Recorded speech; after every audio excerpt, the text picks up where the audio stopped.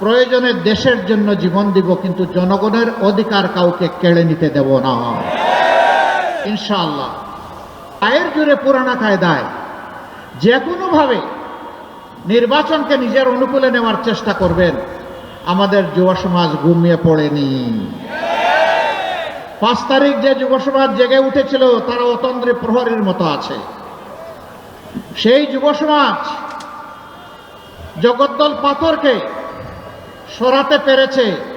এই যুব সমাজ নতুন পোশাক পরে ফেসিবাদের চরিত্র নিয়ে কেউ আসলে তাদেরকেও ছাড় দেবে না। এই এলাকার বেশ কিছু সমস্যার কথা বলেছেন জনাব সাইফুল আলম খান মিলন। দোয়া করেন আল্লাহ যদি আপনাদের ভালোবাসায় সিক্ত হয়ে আপনাদের মূল্যবান ভোটের আমানত নিয়ে আগামীতে সরকার গঠন করার সুযোগ দেন, আমরা আমাদের অঙ্গীকার রাখবো ইনশাআল্লাহ। সবচাইতে নির্যাতিত দল 24 সালের 5ই আগস্ট রাতের বেলা বিধ্বস্ত কেন্দ্রীয় কার্যালয়ে ঢুকে বলেছিল, আমরা কারো উপর থেকে প্রতিশোধ নেব না। আমরা আমাদের কথা রেখেছি, কারো উপর আমরা প্রতিশোধ নেইনি। বলেছিলাম যারা মামলা করবেন ন্যায় বিচার পাওয়ার জন্য, আমরা তাদের পাশে তাকিয়ে শক্তি যোগান দেব, তাই আমরা করে যাচ্ছি। কিন্তু আমরা সাবধান করে দিয়েছিলাম, মামলা করতে গিয়ে ধারণাবশত অতীতের কোনো গ্রাস মেটাতে গিয়ে একজন মানুষকে অন্যায়ভাবে মামলার আসামি করা যাবে না। আমাদের সহকর্মীরা আমাদের কথা রক্ষা করেছে।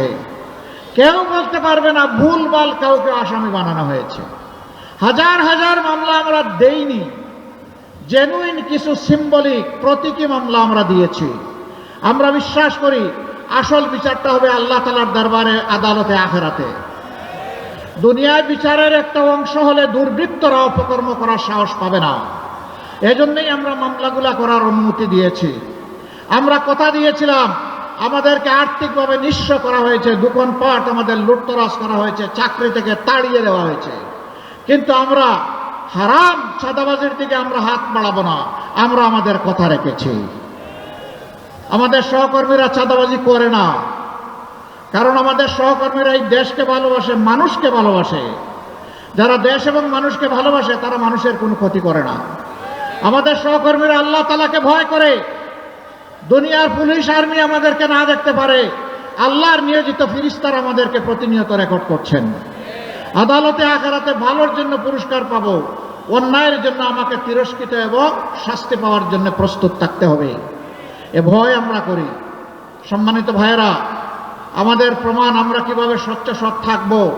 আমাদের 2 জন শহীদ নেতা, আমাদের সাবেক আমির শহীদ মৌলানা মতিউর রহমান নিজামী এবং শহীদ সেক্রেটারি জেনারেল জনাব আলী আহসান মোহাম্মদ মুজাহিদ, তারা 3টি মন্ত্রণালয়ে 2 পর্যায়ক্রমে এই 2 দায়িত্ব পালন করেছিলেন।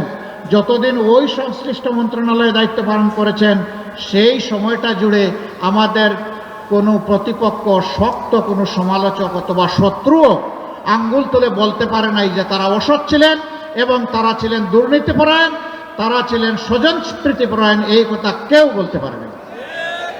2-1 জন নেতা এখন বলছেন, ঠিক আছে আমরা এত অসৎ ছিলাম, আপনারা এত সৎ ছিলেন, তো ছেড়ে গেলেন না কেন? আমরা ছেড়ে যাইনি এই কারণে, অন্তত 3টা মন্ত্রণালয় বেঁচে যাক, দুর্নীতির হাত থেকে রক্ষা পাক, কিছু একটা ঠিকানা মানুষ পেয়ে যাক এবং বাংলাদেশের মানুষের মনে আস্থা তৈরি হোক। ভালো মানুষের হাতে দেশ গেলে সৎ থাকা সম্ভব, দুর্নীতিও দূর করা সম্ভব। সম্মানিত এলাকাবাসী, দোয়া করেন আমরা যেন কথা রাখতে পারি। এখন কথা আসে, জনগণের ভোটে ধরে নেন আপনারা নির্বাচিত হলেন, তাহলে তো আপনারা ওয়াদা পালন করবেন। যদি আপনারা সুষ্ঠু ভোট হওয়ার পরেও নির্বাচিত না হন, আপনাদের নীতি কি হবে? সুষ্ঠু ভোটে যেই নির্বাচিত হবে আমরা তাকে ওয়েলকাম করব। আমরা যদি নির্বাচিত হই তাইলে অন্যদেরকে ওয়েলকাম করতে হবে। এটাই ডেমোক্রেসির এসেন্স, সৌন্দর্য। আমি জিতলে ওয়েলকাম, না জিতলে বিফল কাম, আমি মানি না। এটা বন্ধ হতে হবে। তবে হ্যাঁ, নির্বাচনটা সুষ্ঠু হতে হবে। আলামত ভালো নয়, চতুর্দিকে বিভিন্ন মন্দ আলামত ফুটে উঠছে।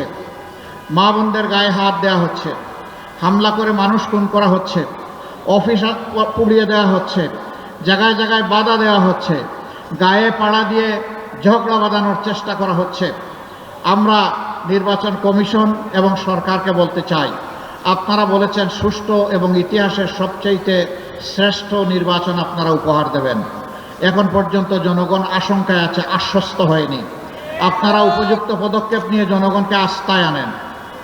যদি আস্থায় না আনেন তাহলে ব্যর্থতার দায় আপনাদেরকে বহন করতে হবে। যারা আজকে আমাদের সহকর্মীদের গায়ে হাত দিচ্ছেন তাদের প্রতি অনুরোধ, ভাই এখন তো ভরা মাঘ মাস, শীত একটু কম হলেও এখনো যদি মাথা গরম হয়ে যায়, চৈত্র মাসে কি করবেন? একটু মাথাটা ঠান্ডা রাখুন, একটু অন্যকে সম্মান করুন। গাল ভরে যে গণতন্ত্রের কথা বলেন সেই গণতন্ত্রের পথ ধরে হাঁটুন। আপনার কর্মসূচি আপনি নিয়ে যান, জনগণকে বুঝান। এদেশের শতভাগ মানুষকে যদি আপনি আপনার সাথে বুঝিয়ে সুঝিয়ে নিয়ে যেতে পারেন, আপনাকে অভিনন্দন জানাবো। কিন্তু গায়ের জোরে পুরানা কায়দায় যে কোনোভাবে নির্বাচনকে নিজের অনুকূলে নেওয়ার চেষ্টা করবেন, আমাদের যুব সমাজ ঘুমিয়ে পড়েনি। 5 তারিখ যে যুব সমাজ জেগে উঠেছিল তারা অতন্দ্রে প্রহরীর মতো আছে। সেই যুব সমাজ জগদ্দল পাথরকে সরাতে পেরেছে।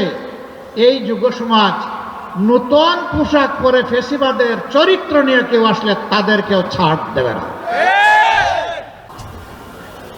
আমরা তৈরি।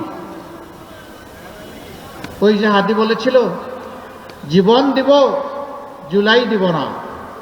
আমরা পরিষ্কার ঘোষণা করতে চাই, প্রয়োজনে দেশের জন্য জীবন দিব, কিন্তু জনগণের অধিকার কাউকে কেড়ে নিতে দেব না ইনশাআল্লাহ।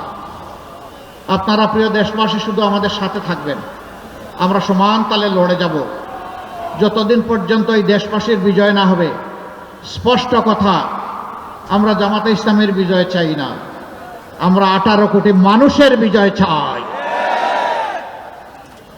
18 কোটি মানুষের বিজয়ের জন্য আমাদের লড়াই।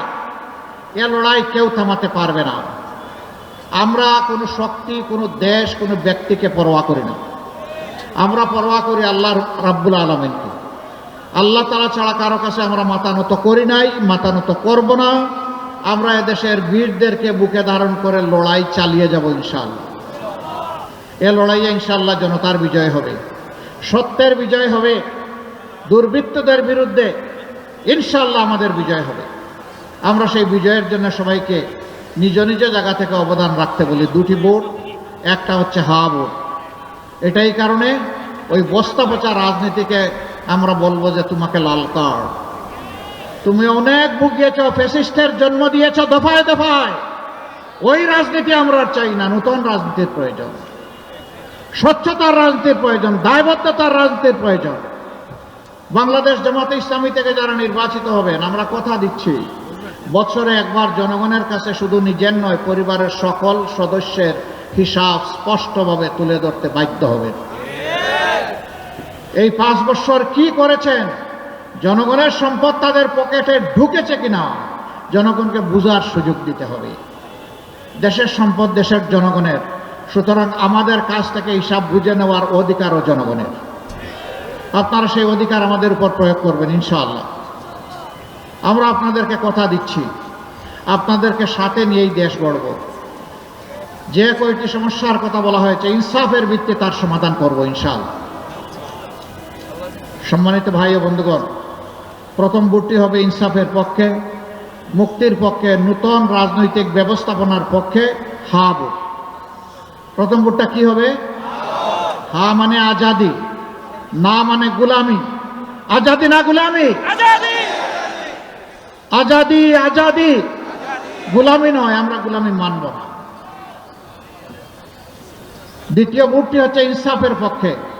আমাদের প্রতীক দাঁড়িপাল্লা। আমরা জনগণকে তাদের অধিকার মেপে মেপে কাড়ায় গন্ডায় আমরা বুঝাই দিতে চাই।